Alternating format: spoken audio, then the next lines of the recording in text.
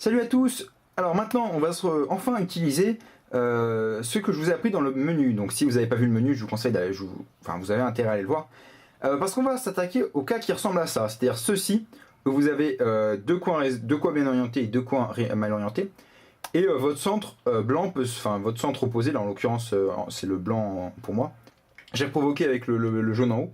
Donc cette fois, le centre blanc, le centre jaune pardon, peut se trouver peu importe où.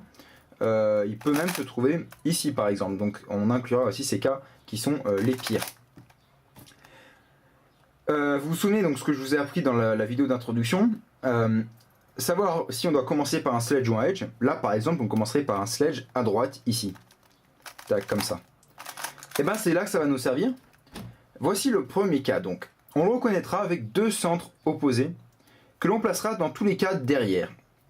Et on devra toujours avoir notre centre jaune, enfin notre centre du haut, à droite ou à gauche. Si vous le tenez à droite, vous voyez que vous avez un centre opposé devant et ce n'est pas bon.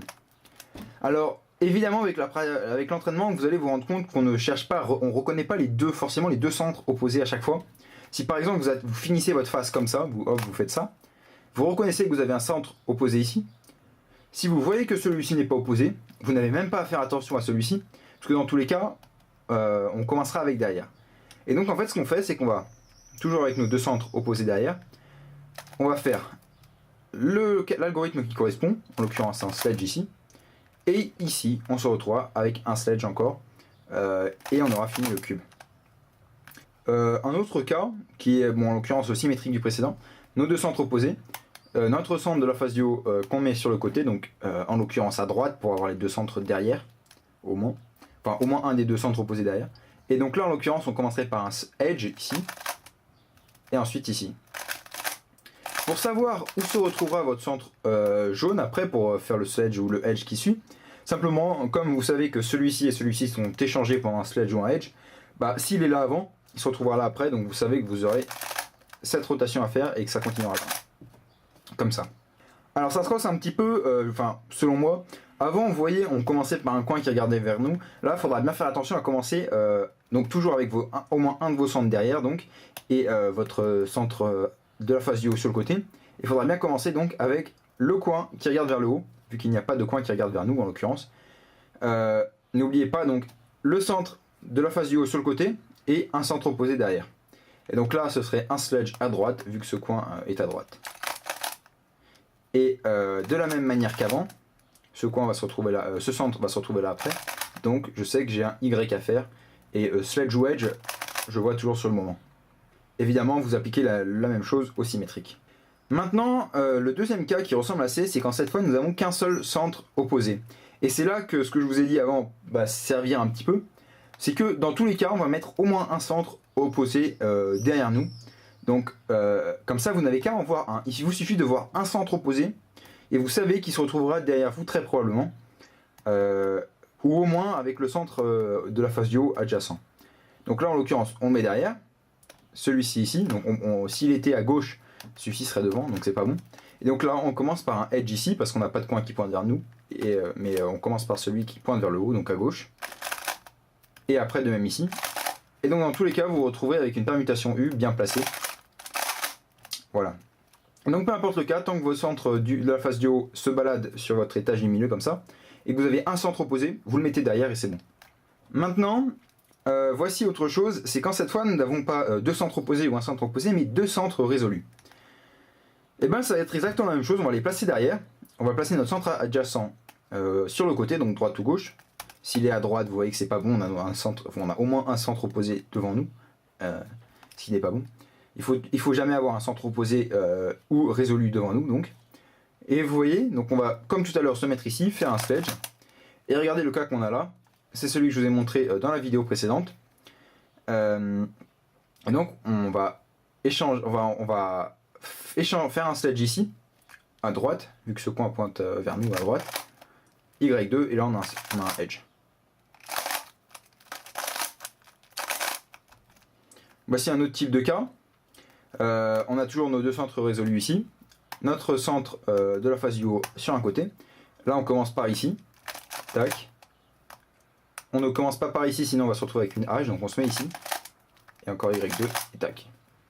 Voilà. Encore une fois, comme au début, cette fois on n'a qu'un seul centre qui est résolu, vous voyez, tout ici, aucun centre résolu à part celui-ci. Et encore une fois, comme tout à l'heure, on va le placer derrière nous. On va faire l'algorithme qui correspond ici, donc là en l'occurrence ce serait un edge ici. Et on résolvera ici ce cas. Et dans tous les cas, on se retrouve avec une U, pas trop mal placée, donc il commencera soit à droite, soit à gauche. Et voilà. Il y a une manière plus simple de le faire, que personnellement je n'utilise pas du tout. Enfin, une manière plus simple. Je sais pas, elle est plus compliquée à reconnaître et à appliquer. Mais honnêtement, je pense que c'est mieux de faire ce cas, faire cette technique pendant vos résolutions. Ah, toujours pas. Toujours pas. Voilà. Donc peu importe, vous placez donc toujours votre centre de la face du haut à droite ou à gauche, votre centre résolu derrière, et vous commencez par le coin correspondant. Et vous aurez toujours, après votre deuxième sledge ou edge, une U. Et voilà. Encore un autre cas, cette fois c'est quand on n'a absolument aucun centre de résolu, ils sont tous résolu ou adjacent, ils sont tous résolu ou opposé, ils sont tous adjacents, justement celui-ci est adjacent, adjacent, adjacent, et lui va sur la face du haut. Et là, en fait, tout simplement, vous faites la méthode intermédiaire, donc vous commencez par ici, ici, ici, pas ici, attention. Après, maintenant, vous commencez soit par ici, donc avec votre centre jaune sur le côté. Vous faites une première fois, vous faites une deuxième fois, et vous aurez toujours une U pas trop mal placée. Voilà. Un autre cas que je trouve personnellement assez sympa, c'est celui-ci. Quand on doit échanger ces deux centres et ces deux-là, donc on a le cycle que fait une permutation U, vous voyez, on échange ces deux centres et ces deux centres, et on a un cas donc peanut sur la face du haut. Et en fait, ce qu'on va faire, c'est qu'on va résoudre tous nos centres avec un sledge ou un edge, et ensuite on aura un cas pure pi, vous allez voir dans un instant. Donc là, en l'occurrence, vous voyez que ce coin pointe vers nous, donc on commencerait par la droite, mais on pourrait très bien commencer par ici, comme ça. Bon, en l'occurrence, c'est le même, toujours un point qui pointe vers nous, donc voilà, il pourrait être à gauche. On fait notre cas, et vous voyez ce qu'on a. Ça, c'est un des cas les plus simples. Vous mettez ici, et vous faites deux fois un sledge. Vous voyez, les deux coins qui regardent à gauche, et hop, double sledge. Je vous remontre. On va mettre l'autre cette fois. Voilà, cette fois, comme il n'y a pas de coin qui pointe vers nous ici, donc avec le centre résolu derrière, aucun coin résolu ne pointe vers nous, donc on commence par le coin qui pointe vers le haut.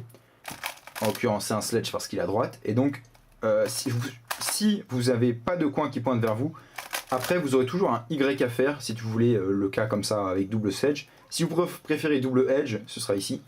Voilà, à vous de voir. Moi je préfère double sledge.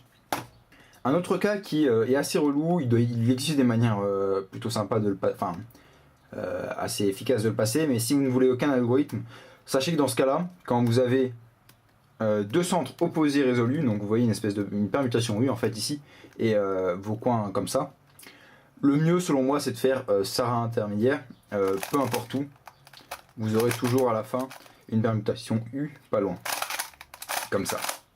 Voilà. On passe maintenant à ce que beaucoup considèrent les pires des cas dans la méthode intermédiaire, mais en réalité, sachez qu'ils sont plutôt sympas, et c'est vrai. Ce sont tous les cas où vous voyez, vous avez, comme jusqu'à présent, la même orientation de coin, mais cette fois, votre centre du haut est résolu. C'est-à-dire que vous avez votre face du haut qui ressemble à ça, la plupart du temps, et vous avez des échanges de centres, et donc il faut savoir que dans la plupart des cas, on va faire ça intermédiaire, sauf pour celui-ci. Évidemment les symétriques. Donc là c'est un petit peu particulier.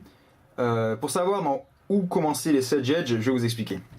Alors ce qu'on va faire quand on a une permutation U comme ça sur notre étage du bas, sur notre étage du milieu pardon, on va mettre le centre adjacent devant nous et le centre résolu à droite ou à gauche. Une fois qu'on est là, savoir si on doit commencer par un sledge ou un edge, donc ça peut être ça ou son symétrique. Voici donc les deux orientations de pointe qu'on aura. C'est pas exactement le symétrique, donc, mais je vais vous expliquer. En fait, comme ici vous voyez, on a notre centre adjacent devant et le centre résolu à gauche, en l'occurrence, gauche ou droite, peu importe. On va voir, soit on a, vous voyez ces deux coins, ils pointent tous les deux entre guillemets vers cette direction. Ils pointent ensemble là, mais le coin qui est entre eux deux est là.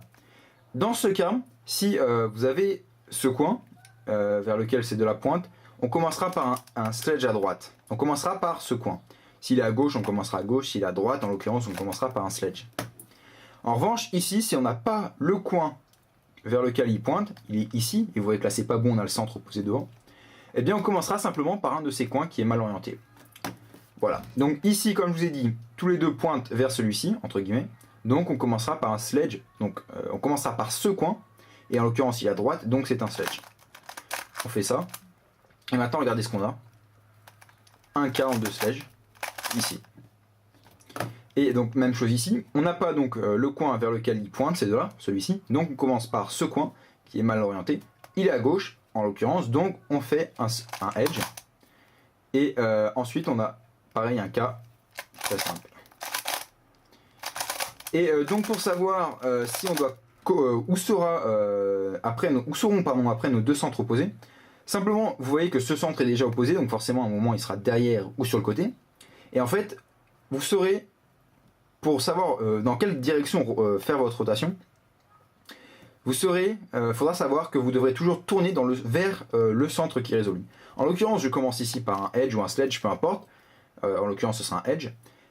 Mon centre de gauche est résolu, donc je sais qu'après, je dois mettre ma face de gauche devant moi. Et vous voyez que c'est exactement l'orientation qui me convient. Pareil pour le cas de tout à l'heure, donc le précédent.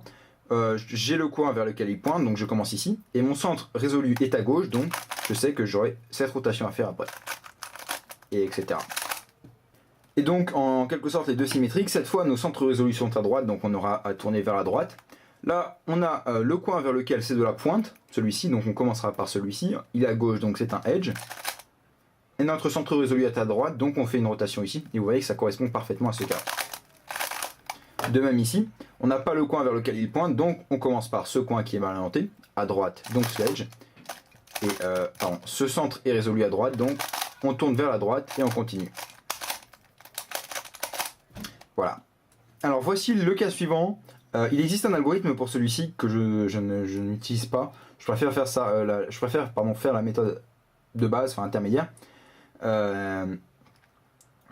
vous allez voir que ça passe très bien. On finit toujours avec une permutation U.